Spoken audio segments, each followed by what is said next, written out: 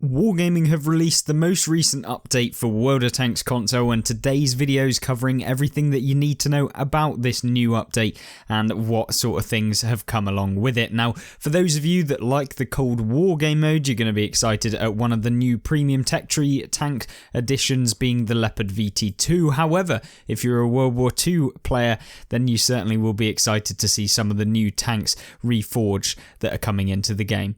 Now, with the first tank that we have, the Leopard Vt2, the kind of spotlight of this week's update, this one is a pretty interesting kind of tank, and this is because it basically features this weird kind of mixture between being like a heavy and also like your traditional medium tank. Like, it kind of looks like it's got heavy armor, but ultimately it's a Leopard Vt2, and therefore you're probably going to be getting penned all of the time anyway. Now then, this tank, as I'm going to call it, is basically going to be able to deal with some of these FE421s, which have been causing a massive problem in World of Tanks console. And with the 60% silver bonus that you get with this tank, which is massive, don't forget that the Cold War game mode earns a ton of silver anyway. So when you're getting 65% even more, then yeah, it's going to be, it's definitely going to be a crazy amount. Now, that's not it. It also goes 65 kilometers an hour. It's got good gun depression, good penetration, good damage, decent aim time, accuracy. It's basically got everything that you really need with this tank. And of course, it is one of the new German tanks. And with this season, I'm expecting multiple new German tanks to be entering into World of Tanks console for the Cold War game mode, so keep your eyes peeled. However, this one will cost you 6,500 gold base, but you'll have to wait until May 10th to be able to get it. So it's available right now. So unlike the usual bundles that Wargaming do, where they release them kind of staggered, and they're now actually releasing them all at once. So yeah, if you just want the base tank, it's 6,500 gold, and it's probably actually not a bad deal, to be honest, considering you get that 65% bonus silver, and if you're only in it for the silver, then that is definitely worth it.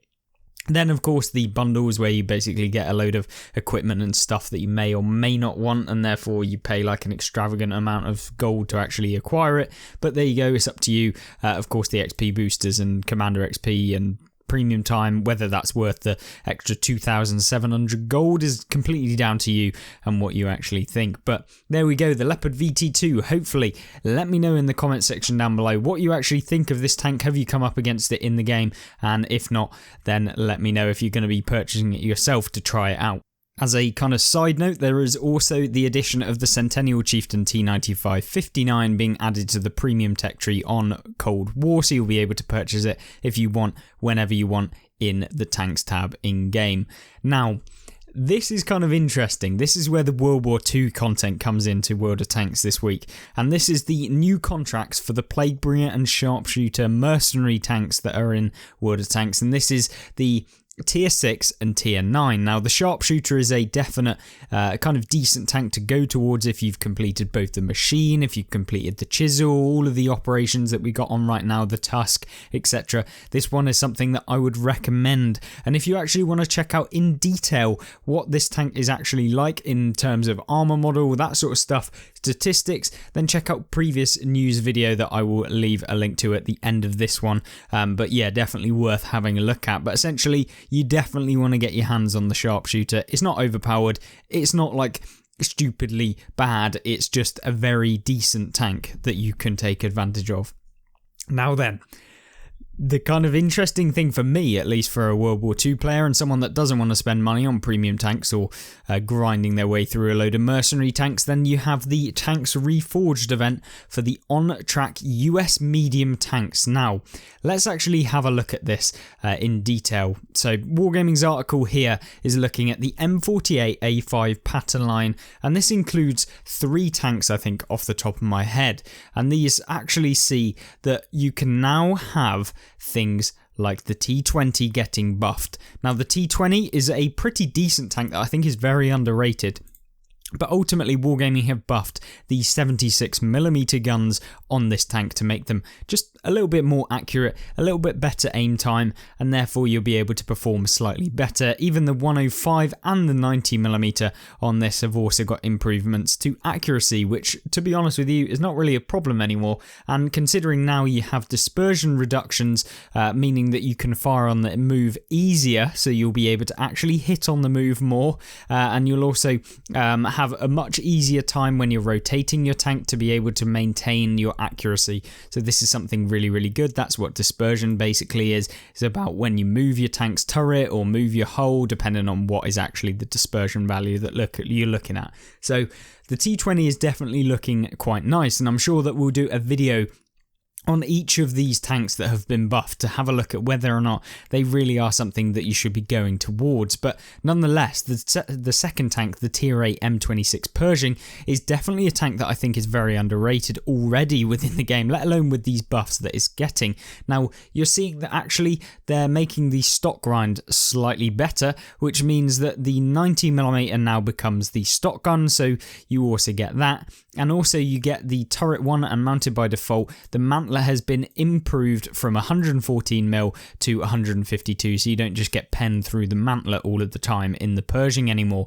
Now then, of course, when you get to turret 2, you get all of the buffs, being that you then get a reduced reload speed, which means with the 90mm gun, you can now reload approximately like 5% faster, but although that might sound terrible, an extra 5% DPM is always good, and I always enjoy the Pershing anyway, so when you can reload even faster, it's going to make it so much more fun.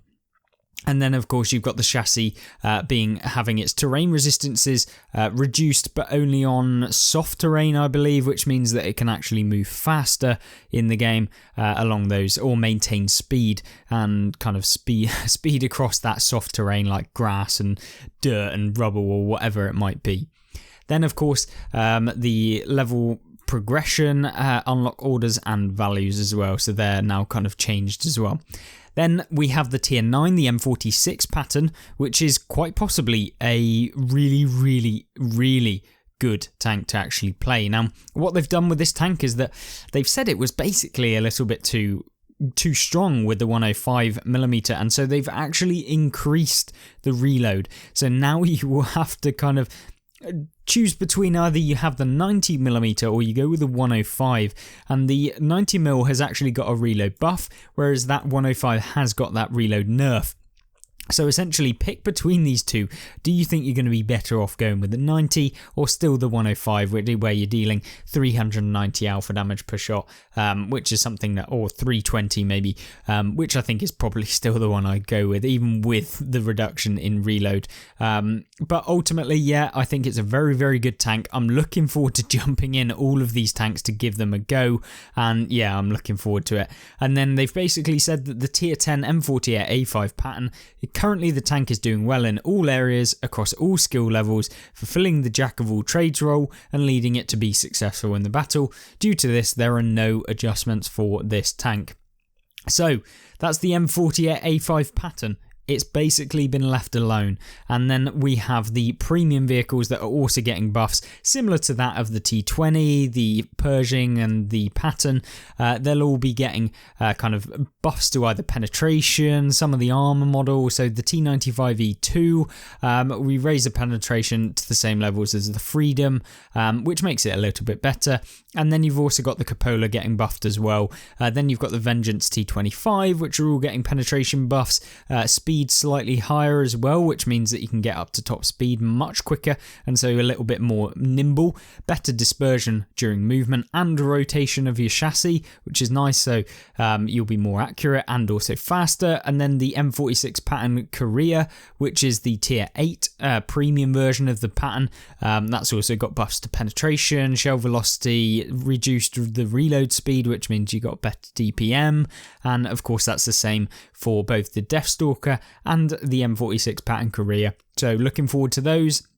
And similar fashion, we've had the M40 A2 pattern being buffed as well. So if you've got any of these premium tanks, let me know, test them out, see how they are in the game and whether they really have been buffed to a degree where you actually want to play them, because often a lot of these tanks that I'm seeing here are tanks that I would not really jump into, especially with all of the premium tanks that are, you know, a little bit overpowered that Wargaming keep releasing. Now, if you are interested in actually grinding towards the M48A5 pattern, which I would recommend, I'm currently on the tier 9, hoping to soon get the M48A5, then you will be getting a 25% XP bonus on every tank within the tech tree line leading up to the M48A5 pattern. So it's a fantastic time to actually jump in and play. And also, in addition to this, you'll get a 50% silver discount between tiers 3 and 6 and 30% between tiers 7 and 10. So that's always really, really good as well. Now then, the two new contracts, we're going to actually have a look at them. These are the Plaguebringer and, of course, the Sharpshooter. And in all essences, you have to just basically grind through a ton of various different operations. Now, they're not particularly too difficult. They're basically, at the end of the day, it's mainly about the XP required for you to complete them and therefore get the tanks themselves. Now, the Plaguebringer is actually a fairly interesting one. I'd recommend you get it. But more importantly, the Sharpshooter. Now, this one will require you to get like 1.3 or 1.4 million XP to be able to actually fully unlock this tank, which is a lot of XP, although you do have until the 2nd of August to be able to complete it. And of course, along the way, you do get premium time, I believe. You also get silver boosters, commander XP boosters, silver, and all of the extras that come with actually grinding towards. So I really would recommend you actually getting the Sharpshooter if possible, like we've just talked about.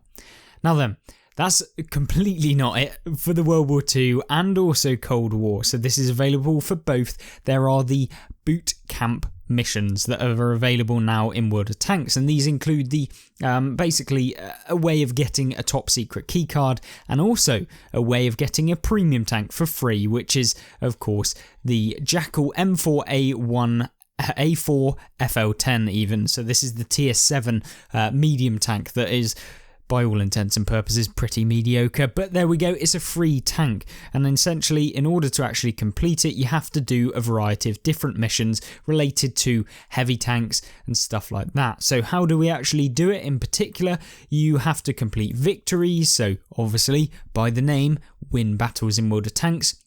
You've then got weapons, which is vehicles with over 300 alpha damage and with over 200 penetration, and therefore you have to play heavy and tank destroyers. You don't have to, but that's what Wargaming are kind of suggesting that you should do. For me personally, you know, you could play literally like tier 5 and just go through and pen everything with like a super high penetration fast firing gun, so you know, do it the way you want. But effectively, yeah, penetrate 75 or more shots in any number of battles, destroy 40 or more vehicles, deal or assist at least 1,000 damage in 15 battles.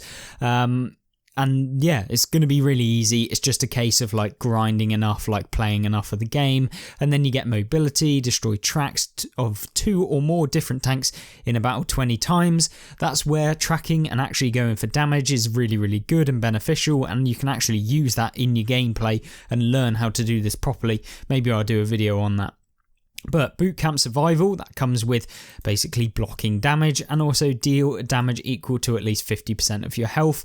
You've got vision, which is detect at least one vehicle and deal at least 500 damage in 30 battles, assist in dealing 500 damage in 30 battles, and deal 1,000 or more damage to vehicles farther than 200 meters away. To be honest with you, if you want to crack through these really, really quickly, just play Cold War, because, you know, basically the quickest way, because you get better damage, you've got better view range, and if you literally play a light tank you'll get way more spotting comparatively, and they stay the same. It doesn't like scale with the level or era of tank that you're playing, and therefore if you complete all of those you will get the tier 7 premium tank for free, along with some XP boosters and commander XP boosters, and of course the coveted top secret keycard, which you might actually be able to get a premium tank out of. But in addition to all of that, you had to have done and win 100 battles playing in a platoon. So essentially join up with your mates, play on World of Tanks console,